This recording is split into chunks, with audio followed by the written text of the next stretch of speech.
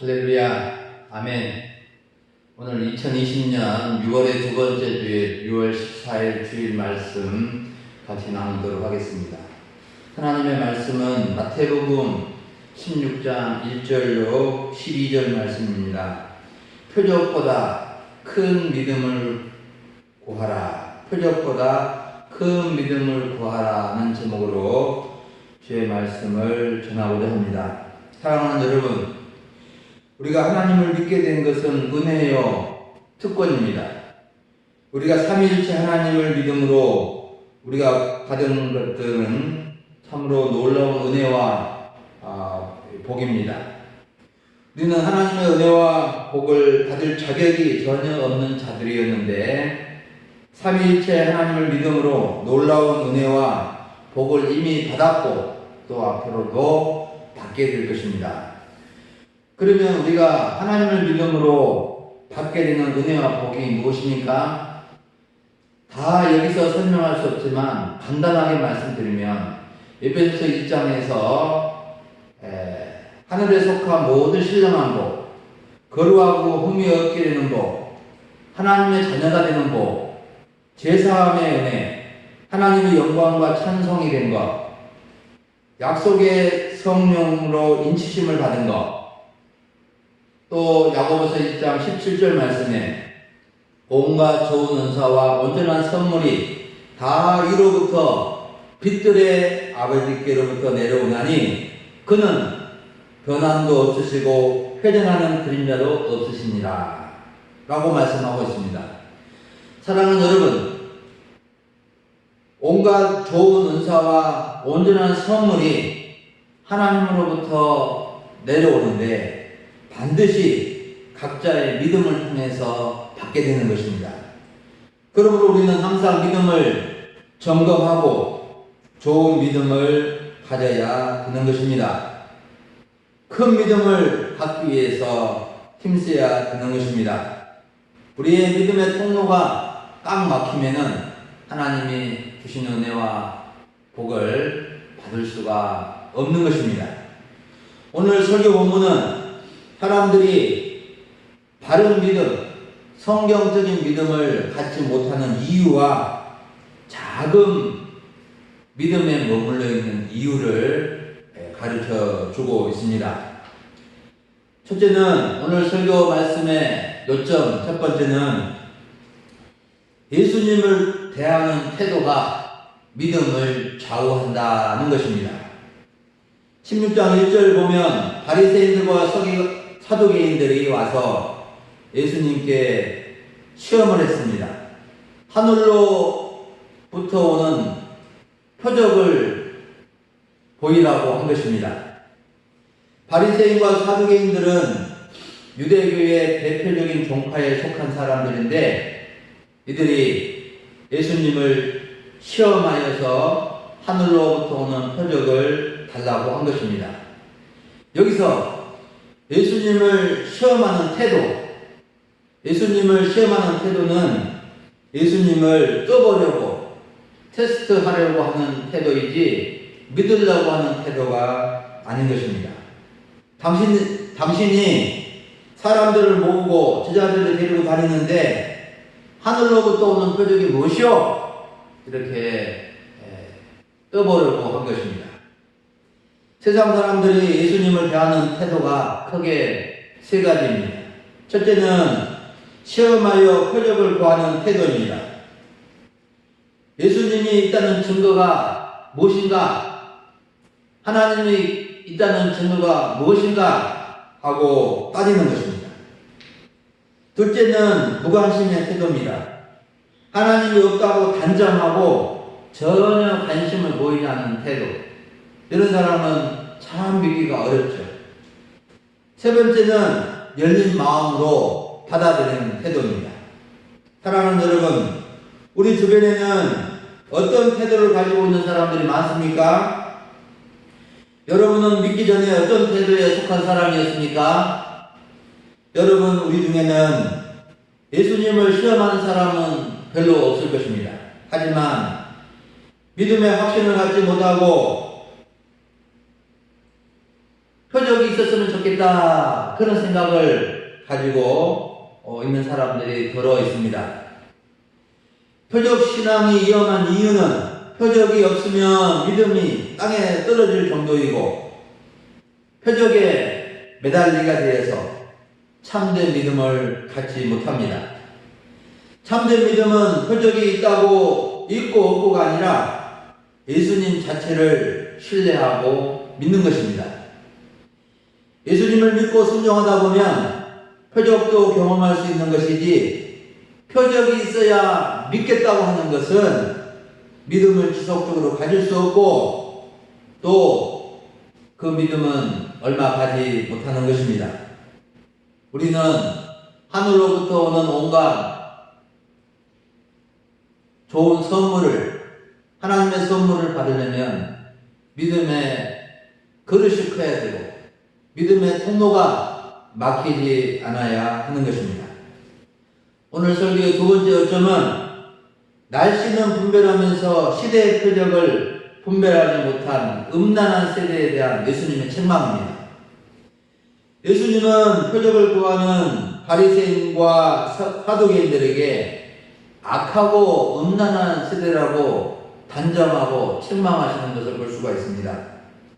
왜 예수님이 이들을 이렇게도 완강하게 책망하셨을까요? 그 이유는 그들은 날씨는 분별할 줄 알면서 시대의 표적은 분별할 줄 모르는 영적인 무지에 갇혀 있었기 때문입니다. 이들은 저녁과 아침에 하늘을 보고 날씨를 잘 분별하였습니다.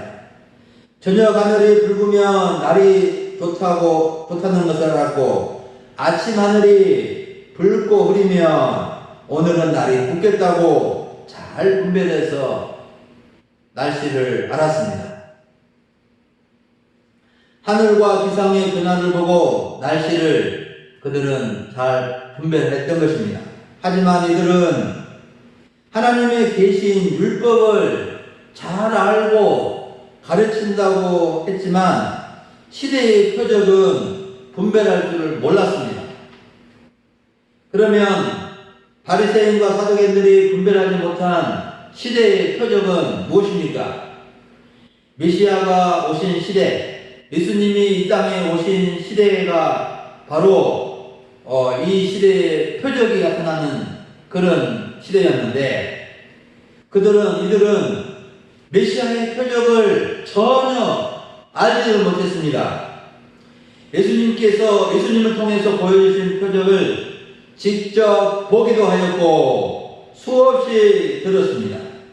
예수님께서 행하신 표적이 한두 가지가 아닙니다. 수많은 표적을 행하였습니다. 요한복음에는 예수님의 대표적인 7가지 표적이 기록되어 있습니다. 물을 포도주로 만드셨고 왕의 신하의 아들을 고쳐주셨고 38년 된 병자를 고쳐주셨고 오병이어로 5,000명을 먹이셨고 물 위를 걸으셨고 소경의 눈을 뜨여주셨고 죽은 나사로를 살리신 이 7가지 표적이 기록되어 있습니다. 하지만 바리새인과 사두개인들은 예수님의 표적을 분별하지 못하고 예민하고 다른 표적을 구한 것입니다. 그래서 예수님은 그 세대를 악하고 음란한 세대라고 책망하시면서 요나의 표적밖에 보일 표적이 없다 이렇게 말씀하신 것입니다. 요나의 표적밖에 보일 표적이 없다고 하신 것은 바로 그 시대가 얼마나 불신의 시대인지 예수님은 책망하신 것입니다. 요나의 표적은 구약의 요나 선지자가 하나님의 말씀에 불순종해서 바다에 빠뜨리게 해주고 3일 동안에 물고기 뱃속에 있다가 육지로 다시 나온 그 이야기를 말씀하고 있는 것입니다. 요나는 3일 동안 그가 물고기 뱃속에 있다가 나오게 되었는데 바로 이것은 예수님께서 십자가에서 죽으시고 부활하신 이 표적을 상기시켜 주는 것입니다. 예수님은 불신의 세대의 마지막 표적으로 십자가와 부활의 표적을 보여주신 것입니다. 사랑하는 여러분, 우리는 시대의 표적, 메시아의 표적, 예수님의 표적, 십자가와 부활의 표적을 분별하고 견고한 믿음을 가져야 하겠습니다. 십자가와 부활에 대한 믿음이 없으면 그 믿음은 믿음이라고 할 수 없습니다. 참된 믿음은 십자가와 부활에 확실히 서는 것입니다. 여러분, 많은 분들이 서울의 밤과 일본 도쿄의 밤을 이렇게 비교하면서 서울의 밤도 화려하고 햇빛 나지만 그 차이가 뭔가? 십자가의 불빛이 온 하늘을 야경을 덮고 있다는 것입니다. 하지만 도쿄의 불빛은 십자가 불빛을 찾아보기가 어렵다고 말을 합니다. 여러분, 십자가는 시대의 표적이요 중요한 표적입니다. 옛날에 많은 사람들은, 이전의 사람들은 밤에 십자가 불빛을 보고 감동을 받아서 교회로 찾아오는 분들이 참 많이 있었다는 말을 듣게 됩니다. 여러분, 우리들도 십자가에 대한 이 믿음을 항상 바로 세우고 나가야 되겠습니다. 오늘 설교의 마지막 세 번째 요점은 큰 믿음으로 성장하는 길입니다. 다 같이 9절의 말씀을 한번 읽어봅니다. 9절 말씀. 너희가 아직도 깨닫지 못하느냐? 떡 5개로 5,000명을 먹이고 주운 것이 몇 바구니냐? 또 8절 말씀. 예수께서 아시고 이르시되 믿음이 작은 자들아 어찌 떡이 없으므로 서로 의논하느냐? 예수님은 이 8절의 말씀, 특히 말씀에서 제자들의 믿음이 작은 믿음이라고 나무라십니다. 제자들의 믿음을 주장하신 것인데 제자들은 예수님의 말씀을 깨닫는 것이 둔했고 예수님을 신뢰하지 못한 점에서 작은 믿음의 상태에 있는 것을 지적하고 계십니다. 제자들은 예수님께서 이렇게 말씀하셨습니다. 삼가 바리새인과 사두개인의 누룩을 주의하라. 이렇게 말씀하셨는데 제자들은 이 바리새인과 사두개인의 누룩, 이것이 뭐냐면 그들의 교훈과 잘못된 영향력이에요. 그들의 잘못된 교훈에 대한 것을 주의해야 한다. 이렇게 예수님이 말씀을 하신 거였어요. 그래서 그렇게 말씀하실 때 제자들은 이런 생각을 했습니다.